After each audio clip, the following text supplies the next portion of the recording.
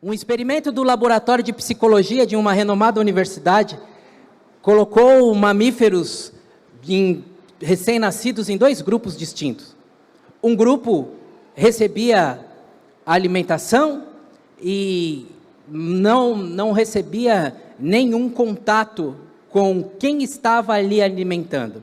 No outro grupo, e todos os recém-nascidos de uma categoria aí de primatas, eles eram alimentados, mas eram alimentados por um boneco de pelúcia. Tinha ali um dispositivo num ursinho de pelúcia, num animal de pelúcia da mesma categoria, e depois fizeram a medição e observaram que a mesma quantidade de alimentos, os mesmos nutrientes, o mesmo consumo, que o grupo que recebia o alimento sem contato com um igual e o que recebia em contato com um igual, foi conseguido quantificar, foi conseguido medir o estado de saúde dos bebês diferentes de macaquinhos.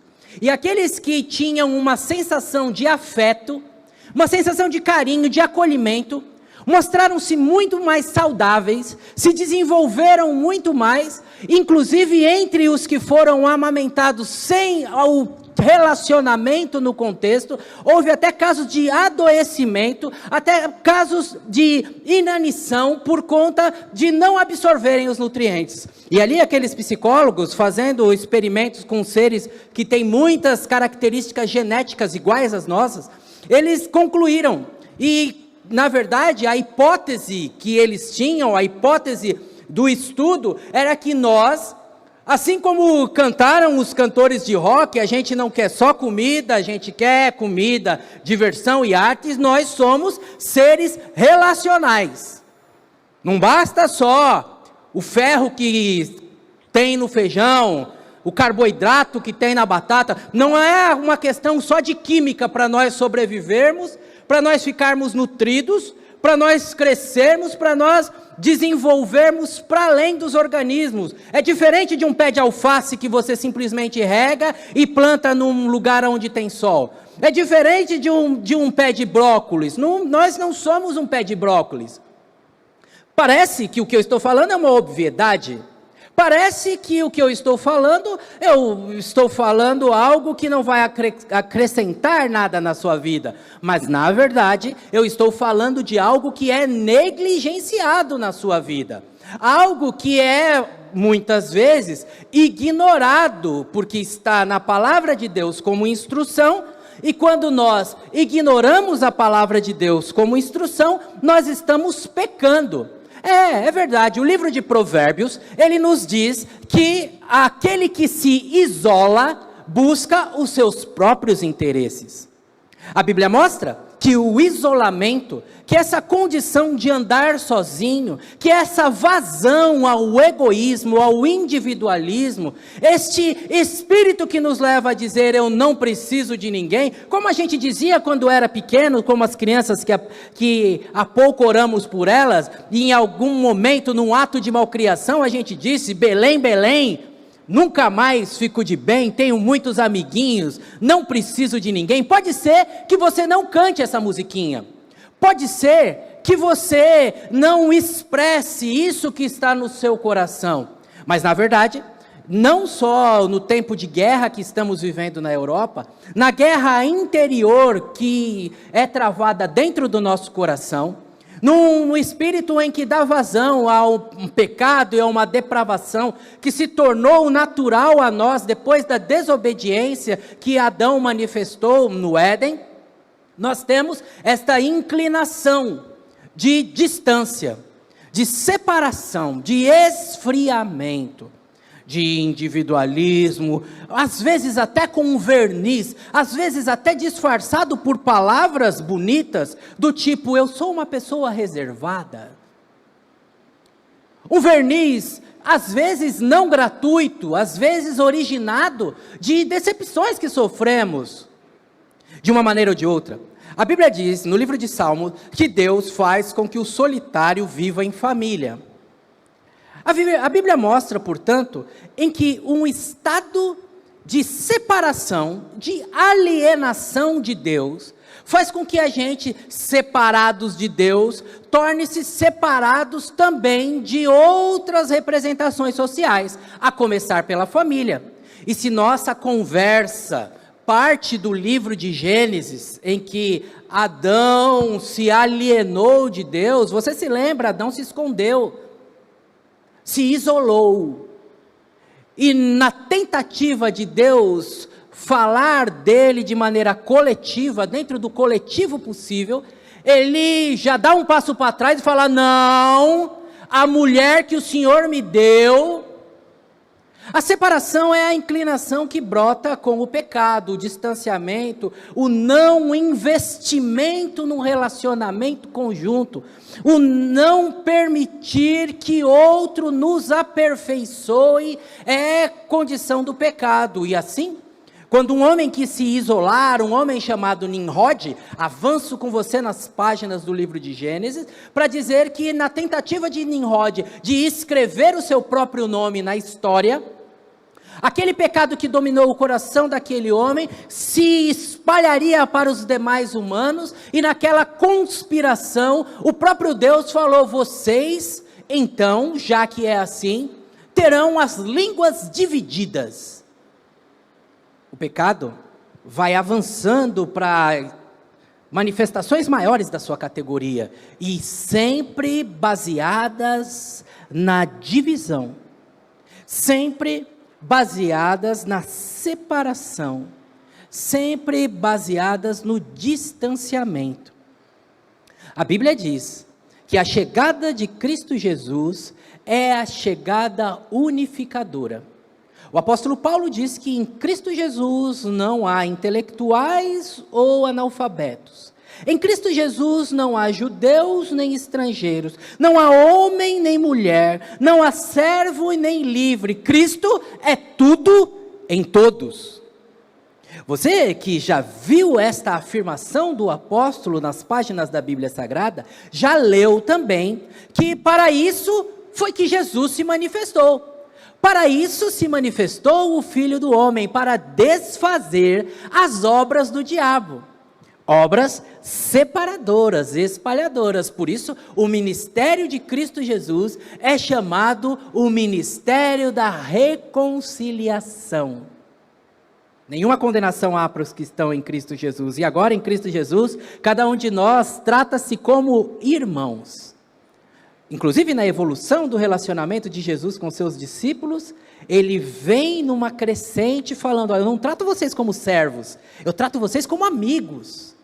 E nessa reunião, nesse estágio, em que lá atrás, no ápice do pecado, os homens são espalhados em diversas línguas, na chegada do Espírito Santo, na criação desta família forte, que se edifica e que se aperfeiçoa, é então através das línguas unificadas ali, as pessoas entendendo aquela primeira manifestação da igreja, que todos são unidos debaixo de uma mesma família.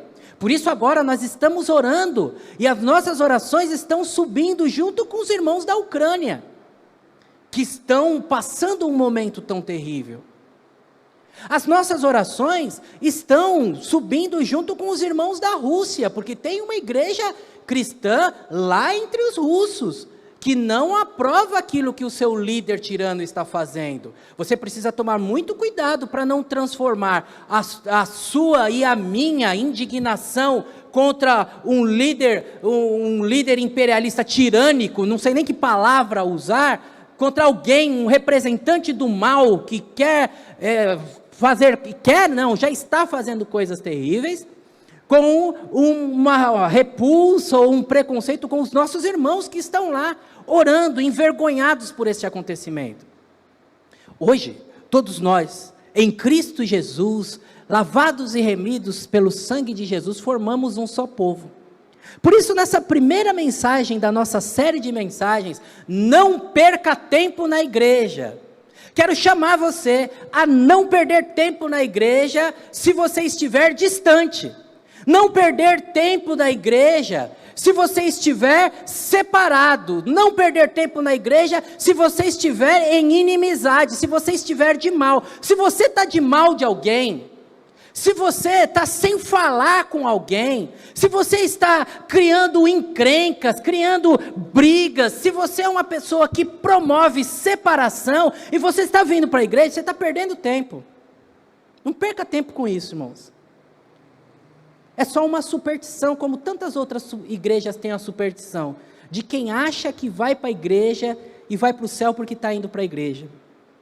Jesus ensinou assim: se você está indo para o templo, prestar o seu culto, e você lembrar que o seu irmão tem alguma coisa contra você, você que já está indo com a sua oferta, você já leu em Isaías capítulo número 1, que Deus não é essa entidade que se alimenta de oferendas. Deus já falou: eu não quero oferta de vocês não, eu não quero jejum, não quero esse monte de música não, quero nada disso.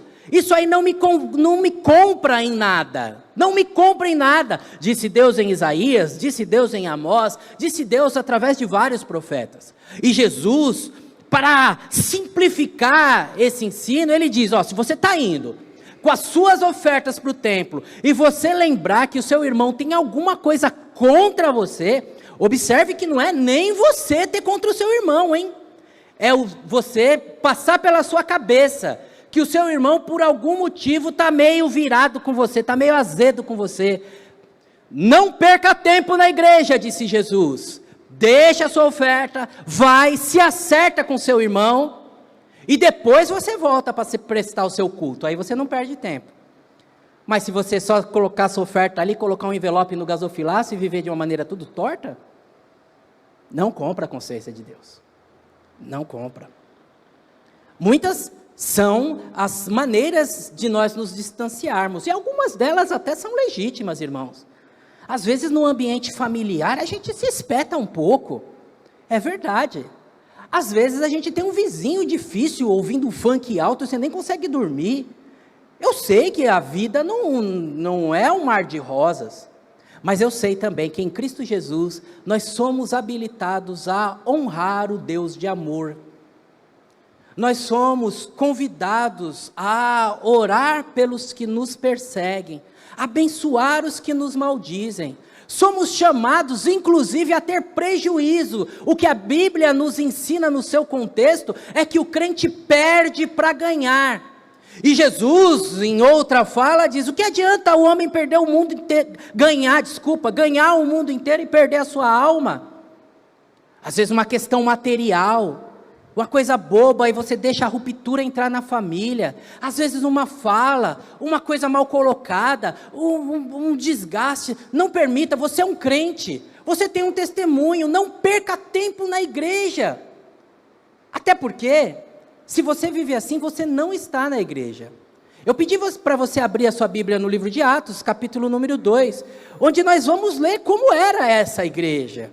Como é e por que eu devo viver essa conexão, viver essa ligação que o sangue de Jesus que nos unifica me permite viver. Atos capítulo número 2, o versículo número 42 diz assim: eles se dedicavam ao ensino dos apóstolos, à comunhão, ao partir do pão e às orações.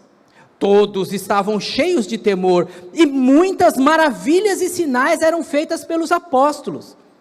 Os que criam mantinham-se unidos, tinham tudo em comum, vendendo suas propriedades e bens, distribuíam cada um conforme a necessidade. Todos os dias, eles continuavam a reunir-se no pátio do templo, partiam o pão em suas casas, e juntos participavam das refeições com alegria e sinceridade de coração, louvando a Deus e tendo a simpatia de todo o povo. E o Senhor lhes acrescentava diariamente os que iam sendo salvos. Nós temos nesta palavra e neste destaque que você deve manter a sua Bíblia aberta para a Bíblia vir nos ensinando, uma realidade que eu preciso primeiro ir para o último versículo. Ir para o último versículo para te dizer que não havia naquela comunidade alguém que tivesse sido tocado que não era chegado. Eles eram acrescentados. Ninguém estava de fora, ninguém estava à parte. Ninguém poderia dizer assim, eu amo a Deus e eu sirvo a Deus aqui em casa. Não, o verbo é acrescentar. O cálculo matemático é o cálculo integral. A operação algébrica é de soma. Eles faziam um grupo, uma massa, um contingente que ali se diferenciava e se classificava como seguidores de Jesus. Se eles eram acrescentados, não havia alguém que era então crente ausente, também não havia quem era presente e não crente.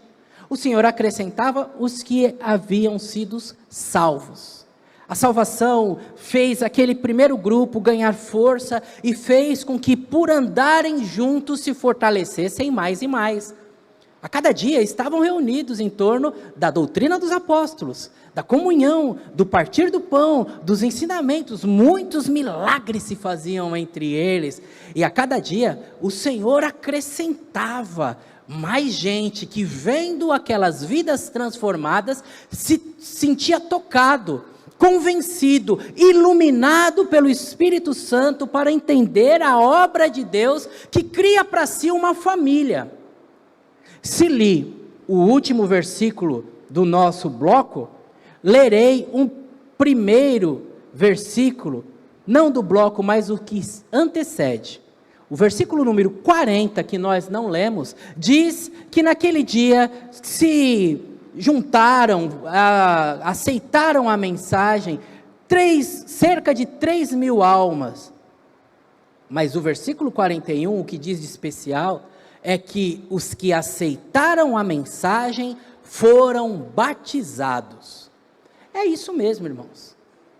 Temos aí até a raiz do nome da nossa igreja, Igreja Batista. É isso.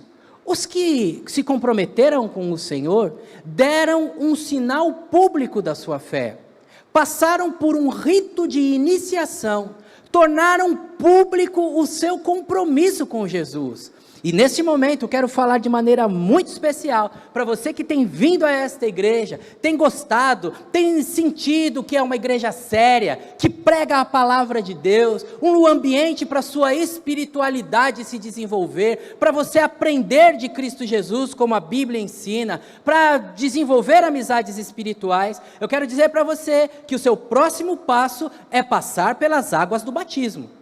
Você precisa ser batizado para que você cumpra aquilo que Jesus cumpriu.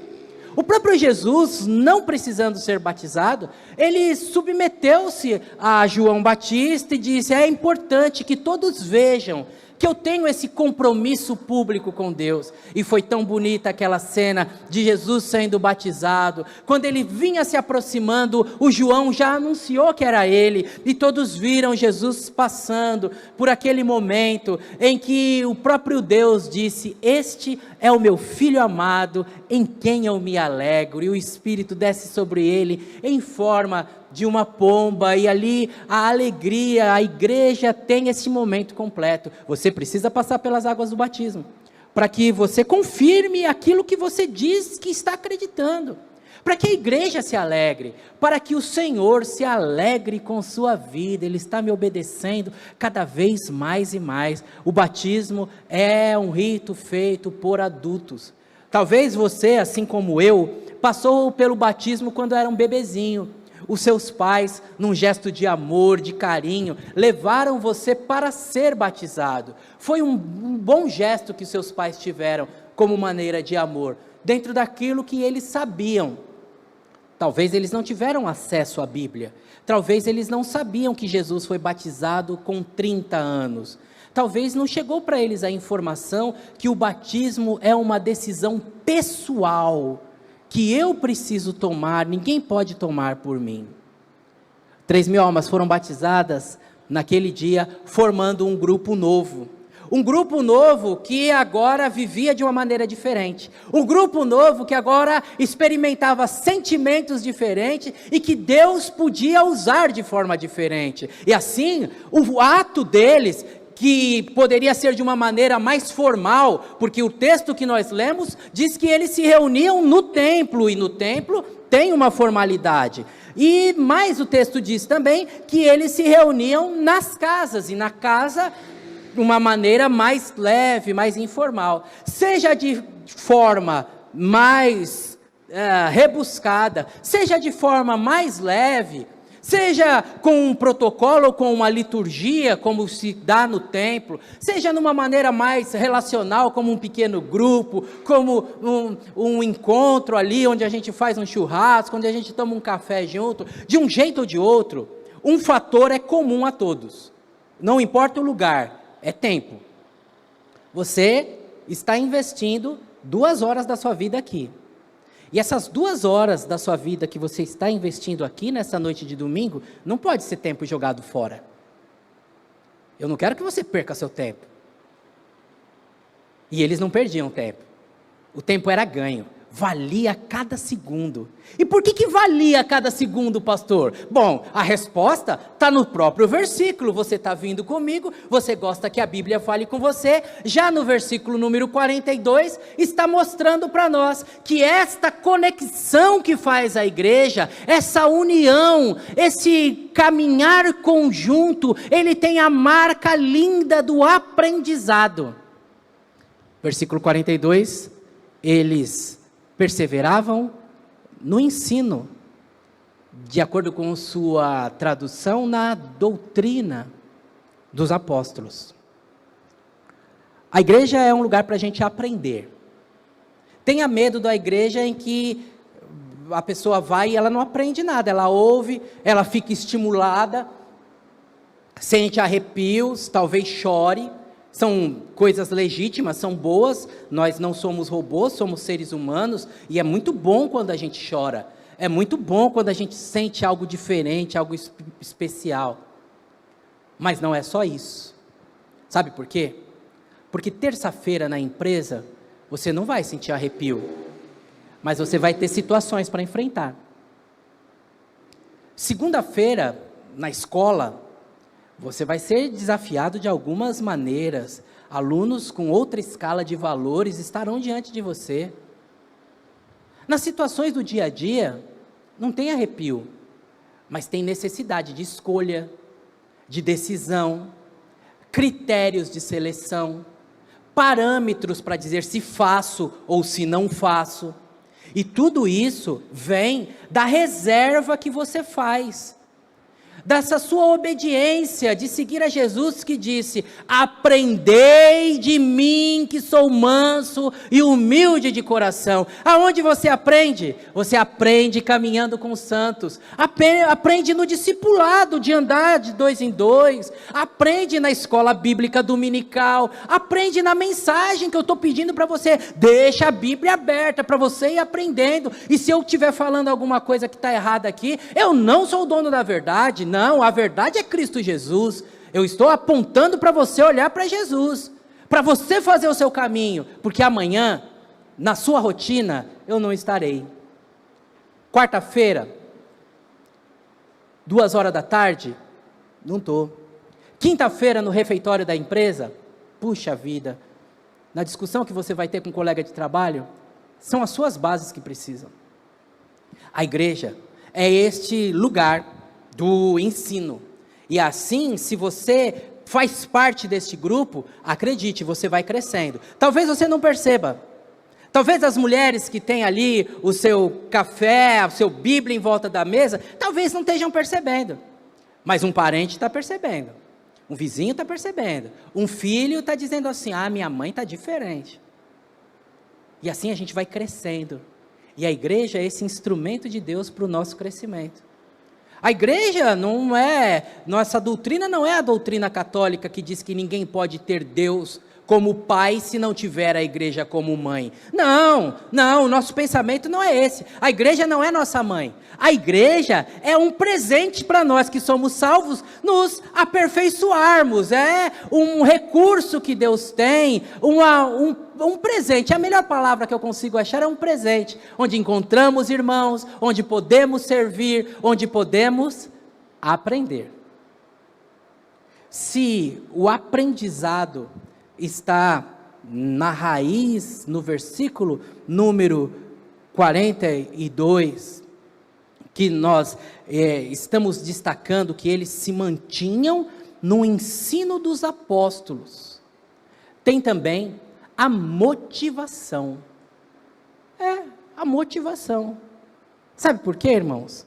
O verbo que aparece aí no texto bíblico é o verbo perseverar. Eles perseveravam. E a perseverança não tem jeito.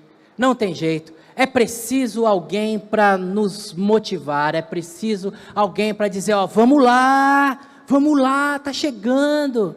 Eles perseveravam na doutrina dos apóstolos.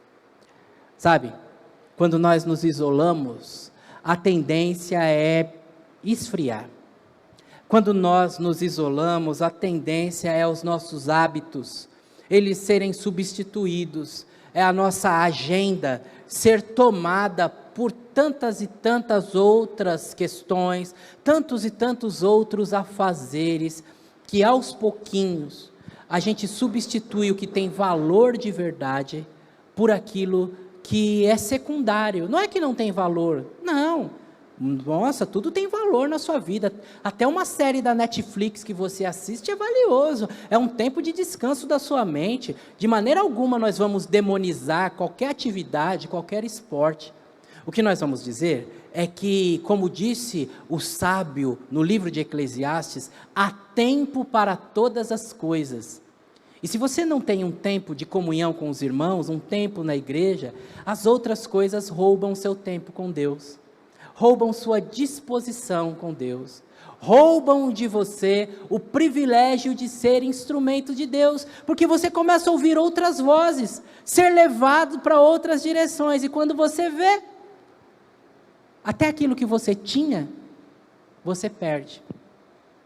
E a Bíblia tem um verso para isso, tem um chamado firme e inequívoco, que não há engano para quem lê as palavras que estão no verso. As palavras são o seguinte: guarda o que você tem, para que não te seja roubado. Como é que eu guardo? Sozinho eu não consigo guardar, mas com os meus irmãos, eu guardo o meu tesouro, guardo os aprendizados, guardo os bons relacionamentos, guardo as brincadeiras saudáveis, guardo as músicas de qualidades, guardo o contato com o meu Salvador, como dizia a velha canção. Não perca tempo, irmãos, não fique fora da igreja, não perca tempo deixando de lado este presente que o próprio Deus te deu. Se nós temos então essa questão da aprendizagem em primeiro lugar, a questão da motivação em segundo lugar, o verso subsequente, 44, mostra que eles se mantinham reunidos e tinham tudo em comum, mas o 43 diz para nós que muitas maravilhas e sinais aconteciam no meio daquela comunidade de fé. Talvez você não consiga quantificar, mas Deus tem feito muitas maravilhas entre nós, irmãos. Deus tem dado muitos livramentos, e esses livramentos, eles têm pelo menos, no mínimo, 2 objetivos. O primeiro objetivo, mesmo não sendo o principal, é muito relevante, que é o objetivo de aquecer os nossos corações e nos manter motivados. O milagre que a minha irmã recebe me alegra. Quando nós oramos por aquele familiar do irmão que está na UTI, e foram tantos no ambiente da igreja pelos quais nós oramos, e aquela pessoa então sai daquele estado toda a igreja se alegra e a nossa fé se fortalece. A nossa fé se fortalece. Muitas pessoas, problemas respiratórios, pulmonares, cardíacos, se não fosse um clamor pela misericórdia do Senhor, já teriam sido recolhidas. Muitas situações não teriam sido resolvidas, mas o Senhor olha com olhar de misericórdia e responde o clamor que o seu povo faz. A oração, então, ela tem essa característica de aquecer os corações daqueles que recebem a resposta. Os sinais e maravilhas, eles não são um fim em si mesmo. Os sinais e maravilhas do versículo número 43 têm o objetivo de nos fortalecer na fé, mas tem um objetivo maior ainda, melhor ainda, e este nada pode substituir, que é apontar para a pessoa do Senhor Jesus. Os sinais não são um fim em si mesmo. Os sinais servem para falar assim, olha, Jesus Cristo continua sendo Senhor para a glória de Deus Pai. Jesus Cristo é Deus, é o mesmo ontem, hoje e eternamente. Jesus Cristo é o Salvador, Jesus Cristo é o príncipe da paz, Jesus Cristo é a rocha da nossa vitória, Jesus Cristo é a única esperança. Os sinais servem para que a gente então fique fortalecido, para que o nome do Senhor seja glorificado, para que o incrédulo creia. Eles veem e se rendem, e de alguma maneira tem nos sinais uma mensagem. Deus, que já tem feito milagres nessa comunidade de fé, tem muitas coisas ainda para fazer em favor da sua vida, em favor da sua família, em favor dos seus, que talvez até estão com o coração endurecido. Mantenha-se firme em oração e nós vamos ter juntos a nossa vitória.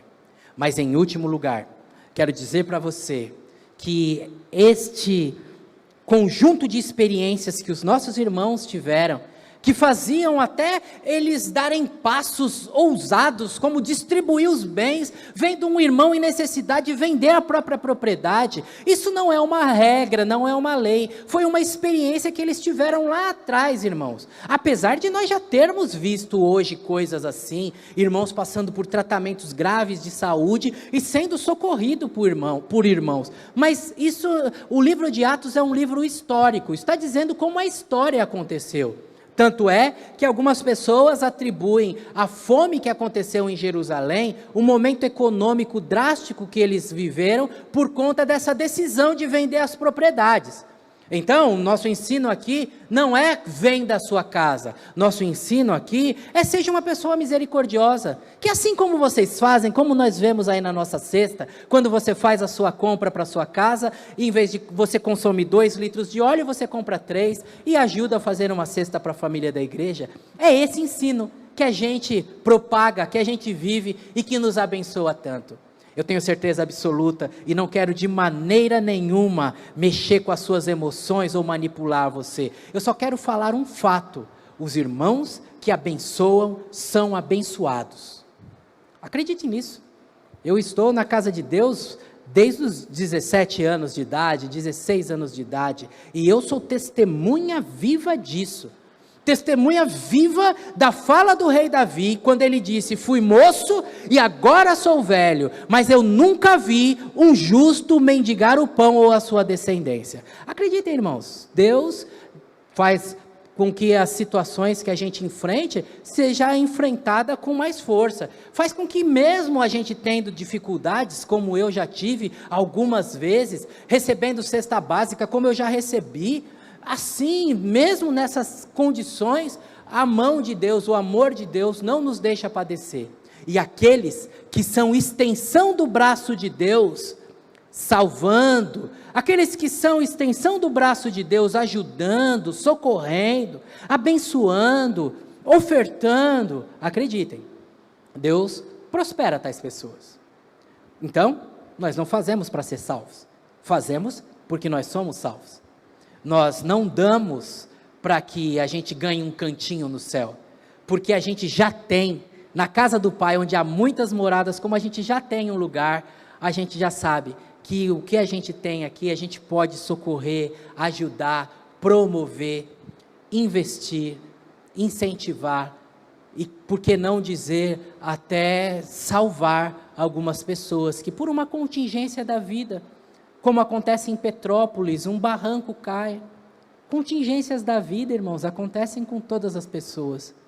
Bendito seja o nome do Senhor, que tem a sua igreja para socorrer. Mas o último item eu ainda não falei para você, que o último item diz respeito a acolher. Acolher. A comunidade boa, e ela não perde tempo, e é igreja verdadeira porque aprende a palavra de Deus, é igreja verdadeira porque tem Cristo Jesus como seu Senhor e Salvador, e sente-se motivada a continuar andando para frente, olhando para Cristo, autor e consumador da fé, e cada um puxa o outro nessa direção. A igreja verdadeira tem essa condição tão bonita de ser um ambiente onde Deus, vou usar uma expressão humana, uma antropopatia, Deus se sente à vontade em fazer milagre no meio desse povo. Ele fala, aqui é um lugar bom para fazer milagre, porque a Bíblia nos ensina que Deus não divide a glória dele com ninguém. Então, o lugar que o milagre acontece é aqui, porque acontecendo, nós não vamos dizer que o pastor tem a oração forte, nós vamos dizer que nós, todos juntos, temos um Deus forte, que ouve a oração que se faz neste lugar. Bendito seja o nome do Senhor que nos reúne aqui, e que nos faz crescer, aperfeiçoar, nos aproximar, dividir nossas dores, nos socorrermos mutuamente, ajudarmos e sermos ajudados, e neste ambiente, sabe o que acontece? Acontece um clima favorável para a obra de Deus. A Bíblia diz que o Senhor acrescentava a cada dia os que haveriam de ser salvos. Veja que palavra bonita, irmãos. O Senhor acrescentava. Deus tem povo em Moreira César. Deus tem povo. Deus tem povo em Roseira. Deus tem povo no Pazim, Mantiqueira, no IP, Deus tem povo espalhado. Que bom, se a seriedade do povo que se reúne aqui, o conjunto das pessoas que se reúnem aqui, forem realmente pessoas que creem em Jesus Cristo como Senhor, e testemunham para as pessoas, e as pessoas ouvem o testemunho, e Deus acrescenta essas pessoas à igreja, onde elas podem ser tratadas, onde elas podem escapar dos seus vícios, onde elas podem começar uma nova vida, que é o que Cristo Jesus faz com aqueles que se aproximam dele. Cristo Jesus inaugura uma nova vida. A minha fala dessa noite é: não perca tempo na igreja, não perca tempo na igreja. Ganhe tempo aprendendo, ganhe tempo nessa conexão, ganhe tempo, vou resumir a mensagem, ganhe tempo fortalecendo a comunhão, porque em comunhão nós aprendemos, em comunhão nós nos motivamos, em comunhão nós experimentamos milagres, em comunhão Deus tem um lugar bom para acrescentar àqueles que hão de se salvar. Amém, irmãos? Encontrará o Senhor em Moreira César, uma igreja que não perde tempo, mas que cada minuto vale a pena, onde você entra e cresce. Eu tenho certeza que sim. Meu coração está quente desta verdade, de que essa igreja fará mais e mais bem para a sua vida. Vamos orar? Por bondade, abaixe a sua cabeça.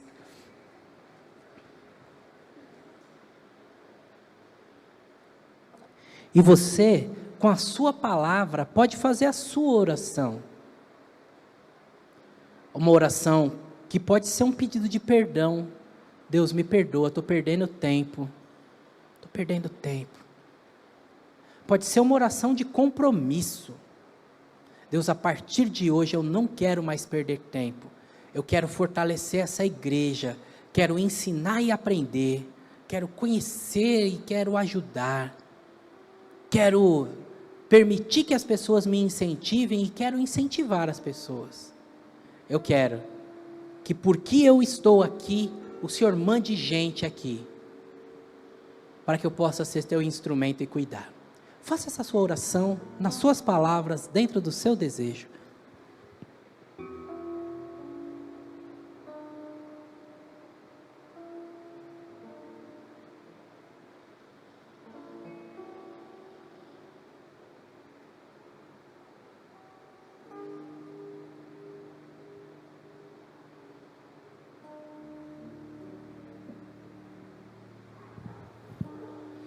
Bondoso Deus, amado Pai, nós te bendizemos, te adoramos, te agradecemos por esse recurso tão místico que é a igreja, projeto do Senhor, uma criação inédita na história, fazendo um povo ser chamado de seu povo, espalhado por toda a face da terra e unido pelo sangue de Jesus.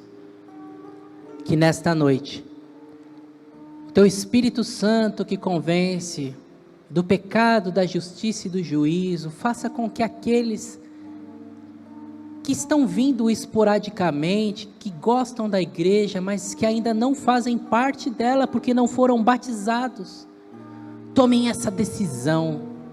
Eu quero passar pelas águas do batismo para fazer parte de fato e de direito da igreja. Que aqueles que por situações da vida, por organização da agenda, vêm à igreja, às vezes, não tem a igreja entre a sua prioridade, possam entender o quanto estão perdendo, o quanto podem crescer na fé, crescer na espiritualidade, ser usados pelo Senhor, ser abençoados por pessoas usadas pelo Senhor. Faz dessa noite, Deus, noite de compromisso. Que o teu Espírito Santo que ensina e que conscientiza, possa fazer também dessa noite, noite de conversão.